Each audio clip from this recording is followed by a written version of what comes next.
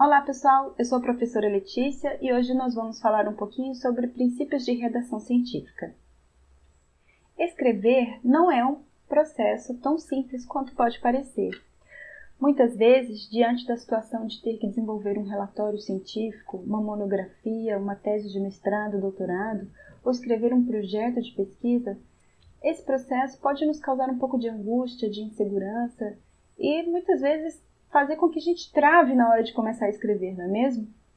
Mas, com a ajuda de algumas ferramentas, conhecendo alguns métodos de escrita, esse processo pode se tornar muito mais fácil e até mesmo muito prazeroso. Agora, para escrever bem, o segredo é escrever. Quanto mais a gente pratica, melhor a gente escreve. Bom, escrever, o que é? Escrever é ser capaz de expressar a informação de forma coerente, correta e clara para as outras pessoas. É fazer com que o leitor entenda a mensagem que nós, autores, queremos passar. E para isso, nada melhor do que escrever de forma simples. Use palavras simples, frases curtas, claras e objetivas. Essa é a melhor forma de passar a informação. Se tratando de um texto científico, é importante saber que um texto científico ele segue um raciocínio lógico, argumentativo, no qual o autor quer validar as suas conclusões. Bom, um texto científico nada mais é do que uma história que o autor vai contar com base em informações que ele tirou da literatura, conectadas com resultados do seu trabalho. E para que essa história seja interessante e capte o interesse do autor, é necessário que ela seja muito bem escrita, muito bem apresentada e que seja uma história sólida, muito bem argumentada, com evidências da literatura e dos resultados obtidos no trabalho. Então, antes de começar, é muito importante que o autor tenha em mente qual é a história que ele quer contar. Você precisa, antes de começar a escrever, contar a história para você mesmo mentalmente. E só então, a partir daí, começar a escrever. Para ter certeza que você tem a história muito bem clara dentro da sua cabeça antes de começar a escrever, você pode se perguntar 5 questões fundamentais. A primeira é: como começou? Qual foi a temática? Qual foi a problemática, as perguntas que te motivaram a fazer esse trabalho? E onde você chegou? Quais foram as conclusões principais que você tirou? E como você chegou lá? Como foi a sua estratégia? Qual foi a metodologia que você utilizou para fazer com que você tirasse essas conclusões? E por fim, qual é a contribuição que as suas conclusões, que o seu trabalho traz para o cenário atual científico? Como que você pode mostrar para o leitor que o seu trabalho é interessante para o mundo? E, em último lugar, é necessário que você conte essa história oralmente para alguém. Escolha um amigo e conte a sua história. Quando a gente fala oralmente, a gente organiza melhor as informações na nossa cabeça e fica mais claro de estruturar o texto antes de começar a escrever e perceber se há alguma informação que está faltando para preencher alguma lacuna, para conectar algumas ideias, ou se tem alguma informação que talvez seja irrelevante e que esteja até atrapalhando você contar a sua história. Bom, o processo de escrita ele é consistido de 3 processos principais: planejamento, a redação em si e a revisão. Na verdade, são 3 processos contínuos, porque a gente planeja, escreve, revê, escreve novamente, revê, talvez planeja novamente, escreve e revê. Quanto mais você revê o seu texto, melhor ele fica. Bom, então antes de começar, é necessário planejar.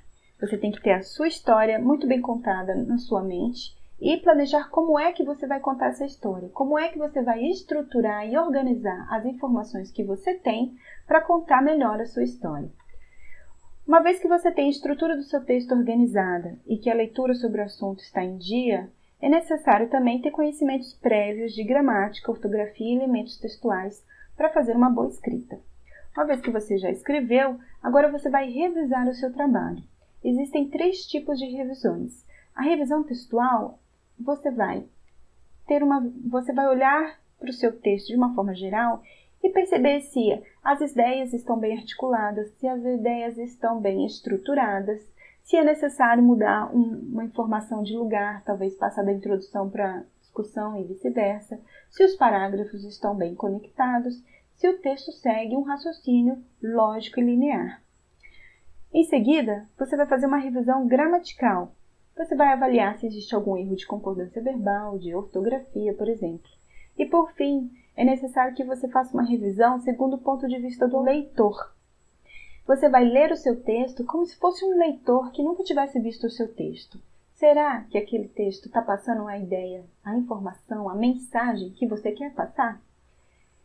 Uma vez feita a revisão, planeje novamente, reestruture seu texto, escreva, melhore a sua escrita e faça a revisão novamente. E novamente, peça para alguém ler o seu texto.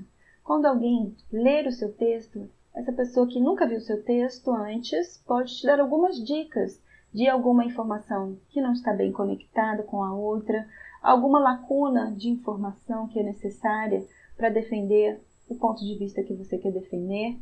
Peça para alguém da área primeiro ler o seu texto e depois peça para alguém que não é da área ler o seu texto também. Isso pode te ajudar bastante. Bom, como estruturar o seu texto? A macroestrutura de um texto vai depender das regras da revista onde você vai publicar o seu artigo científico ou das regras da instituição, da escola na qual você vai apresentar a sua monografia, o seu relatório, o seu projeto de pesquisa. Mas, tradicionalmente, um trabalho científico é dividido em título, resumo, introdução, métodos, resultados, discussões e conclusões e citações. Vamos ver um pouquinho sobre cada uma dessas estruturas. O título é o letreiro do seu trabalho, é a propaganda do seu trabalho. O leitor vai ler o seu título e decidir se o seu trabalho parece ou não ser interessante e se vale a pena continuar lendo o resto do trabalho. Portanto, o seu título deve ser interessante, deve capturar o interesse do leitor, e para isso ele deve ser curto e simples. Utilizar palavras simples e um raciocínio lógico em que a causa vem antes do efeito, por exemplo. E deve destacar qual é a novidade, qual é a contribuição do seu trabalho. Então vamos ver um exemplo. O papel das redes sociais no marketing da Cafeteria Cafezal. Um título simples, curto, que diz qual é o fator redes sociais causando um efeito no marketing, especificamente da Cafeteria Cafezal. Um outro exemplo, influência da Macrófita salvinia na ocorrência de comunidades de microcrustáceos nas lagoas afluentes do rio Pandeiros, Minas Gerais. Nesse caso aqui, é importante destacar um erro muito frequente nos títulos, que é trazer a localidade para o título. A localidade onde o trabalho foi realizado é de fato importante, ele deve estar no título. Se não for, ele deve ser retirado. Então, por exemplo, a dinâmica das comunidades costeiras em Fortaleza, Ceará, Brasil. O foco do estudo foi a dinâmica das comunidades costeiras. Esse tipo de dinâmica que foi observado aqui pode ser generalizado para outras localidades? Esse trabalho foi simplesmente realizado aqui porque o pesquisador se encontra aqui e poderia ter sido realizado em qualquer outro lugar? Responda essas perguntas. E se você perceber que, na verdade, o foco do trabalho não é a localidade, mas sim, por exemplo, a dinâmica das populações costeiras, então a localidade não é tão importante e não deve ser colocada no título. Se você perceber que a influência da Macrófita salvinia é específica do local, porque naquele local a comunidade de microcrustáceos é única, então o nome do rio deve estar no título, como nesse caso aqui. O resumo. Existem dois tipos de resumo, o resumo único e o resumo vinculado. O resumo único é, por exemplo, um resumo de congresso, em que só existe o resumo.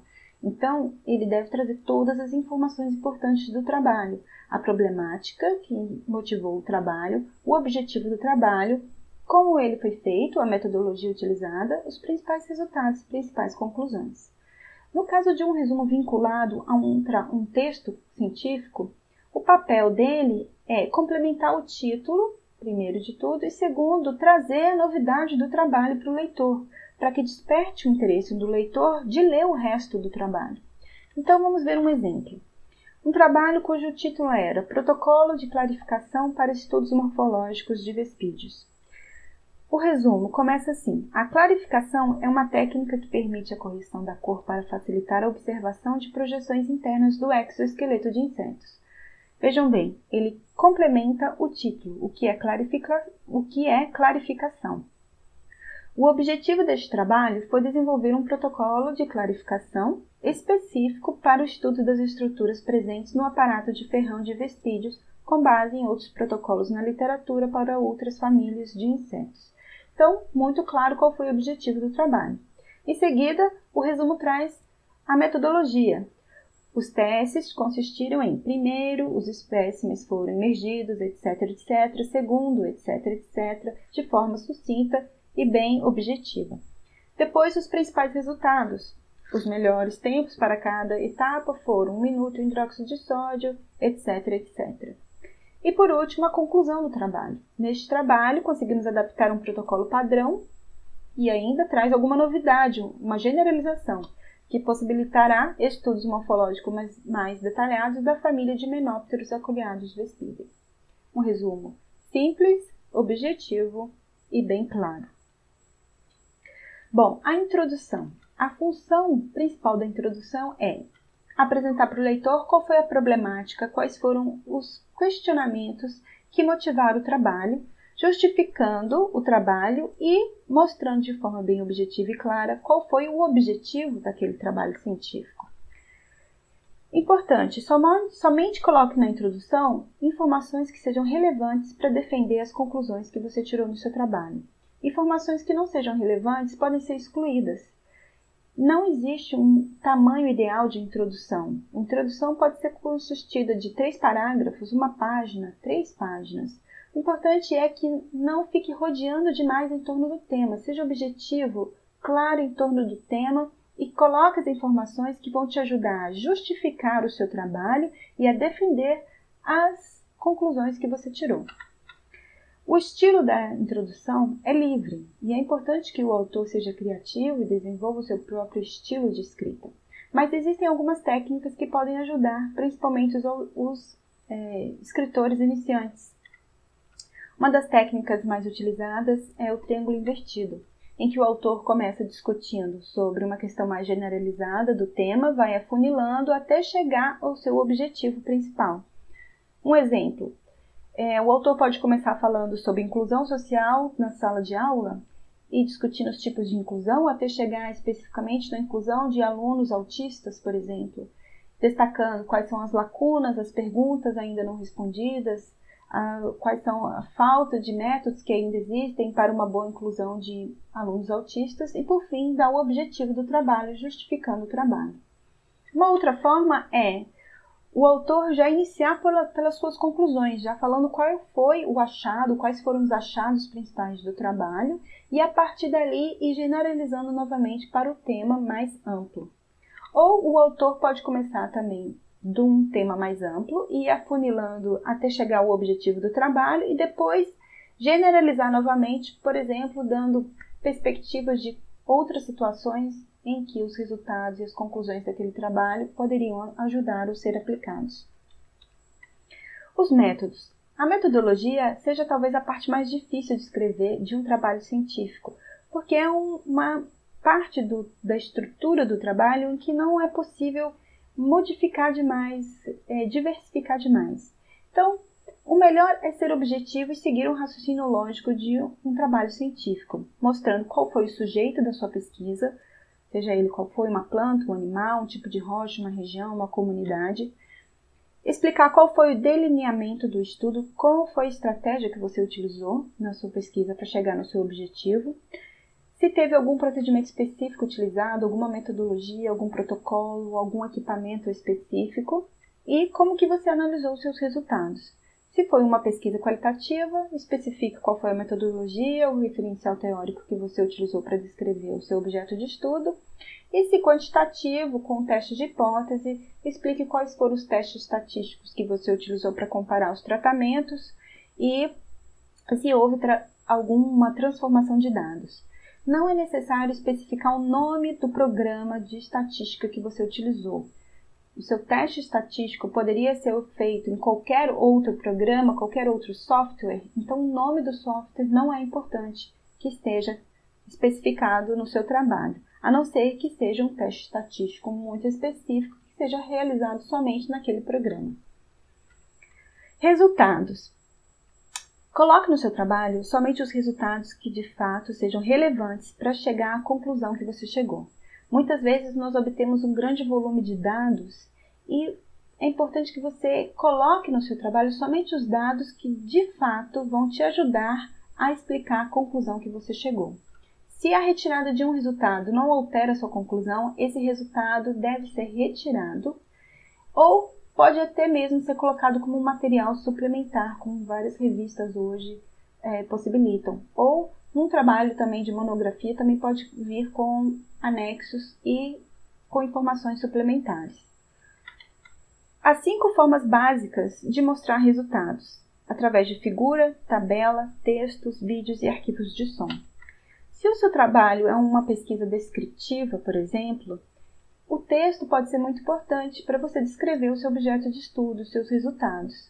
Ou se você está descrevendo alguma coisa numérica, é importante que os números obtidos sejam destacados. E dessa forma, uma tabela é a melhor forma, é o melhor método de utilizar para expressar seus resultados. Então, por exemplo, um trabalho que estudou o rendimento das turmas da 2ª série nas avaliações semestrais. É importante ver qual foi, numericamente, o rendimento de cada turma em cada avaliação. Esse tipo de informação é melhor expressa na forma de tabela. Mas se, por exemplo, o seu trabalho for uma pesquisa quantitativa, em que, na maioria das vezes, o número, o valor obtido não é tão importante, mas sim a tendência, o comportamento desses valores, ou a relação entre os fatores. Então, uma figura, na maioria das vezes, é a melhor forma de expressar esse tipo de comportamento, esse tipo de relação entre os fatores. Então, um exemplo. Nesse gráfico, nesse estudo, o mais importante era mostrar qual é o comportamento, a tendência da temperatura ao longo dos anos. Então, vejam bem, o valor de cada dado obtido em cada mês de cada ano não é especificado, mas sim é destacado o comportamento de, por exemplo, aumentos da temperatura nos últimos anos. Um outro exemplo. Neste trabalho foi estudado a variação no conteúdo de metabólitos relacionados ao ciclo TCA, que é o ciclo respiratório. Nesse caso, não é tão importante destacar qual foi o valor do conteúdo de cada metabólito em cada tratamento, mas destacar como que isso está afetando no processo respiratório e quais foram os principais resultados que levaram à conclusão deste trabalho. Vejam bem, foram analisados vários metabólitos, mas mostrados somente aqueles que de fato contribuíram para a conclusão do trabalho, que está melhor explicitada junto com uma figura, com um esquema. A discussão. A discussão é talvez a parte mais importante de um trabalho científico, porque é onde o autor vai poder dar a sua contribuição para a comunidade científica. Então, é na discussão que o autor vai defender as suas conclusões. Vai defender as suas conclusões como? Com base em evidências dos seus resultados, ou talvez da metodologia que ele utilizou, juntando essas informações, associando essas informações com aquelas já presentes na literatura. Então, vejam bem, na conclusão, ela deve ser escrita necessariamente no presente, porque você vai usar os resultados que você obteve, utilizando o passado na descrição dos resultados, para fazer generalizações no presente. Então, a discussão deve ser escrita no presente. E, por fim, exponha a sua argumentação para alguém. Exponha oralmente ou peça para alguém ler o seu texto. Assim, você vai saber onde é que você precisa melhorar, você pode voltar, reescrever e melhorar a sua redação. Bom, após ver um pouco sobre a macroestrutura do texto, vamos falar um pouquinho sobre a microestrutura do texto. A microestrutura do texto diz respeito aos parágrafos e às frases. Os parágrafos são compostos por frases. Eles sempre se iniciam com uma letra maiúscula e eles introduzem e concluem um tema. Isso é muito importante. Você deve sempre iniciar e concluir um tema dentro de um mesmo parágrafo. Inicie um novo parágrafo somente quando você for mudar o assunto. Então, você inicia um assunto, geralmente o parágrafo, a primeira frase do parágrafo introduz o assunto, a ideia que você quer argumentar. As próximas frases vão ser argumentos ou informações que você vai trazer para defender aquela ideia. e a última frase do parágrafo conclui a sua ideia. Seja uma conclusão com base nas evidências e informações que você trouxe no meio daquele parágrafo ou uma recapitulação das informações que você forneceu. Então, um parágrafo inicia um assunto e finaliza o mesmo assunto. Inicie um novo parágrafo somente quando você for iniciar um novo assunto. E não existe uma regra de limite de tamanho ou de palavras ou frases para um parágrafo. Um parágrafo pode ter uma página inteira ou pode constar de 3 linhas. O importante é que você inicie um assunto, argumente aquele assunto e conclua aquele mesmo assunto no mesmo parágrafo.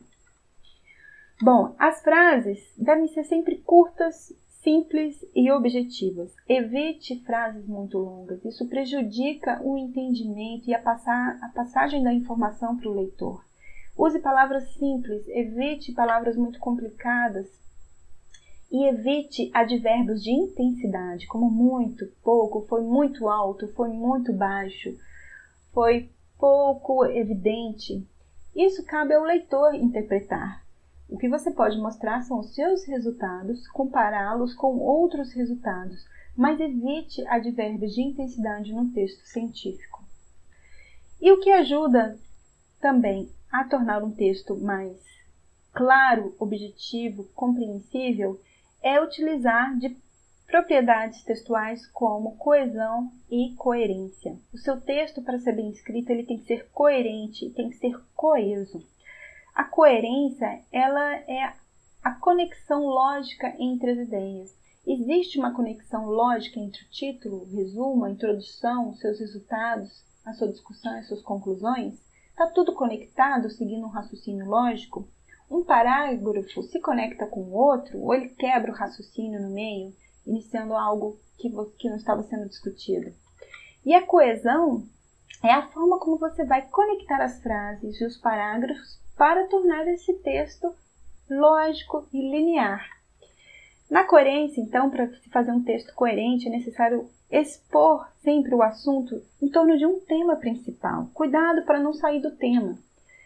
Siga o plano esquemático que você fez no início de todo o processo. Verifique se todos os dados estão comunicando entre si, se não tem nada supérfluo a mais que esteja quebrando o raciocínio. E certifique-se da procedência da informação. Faça referências quando necessário.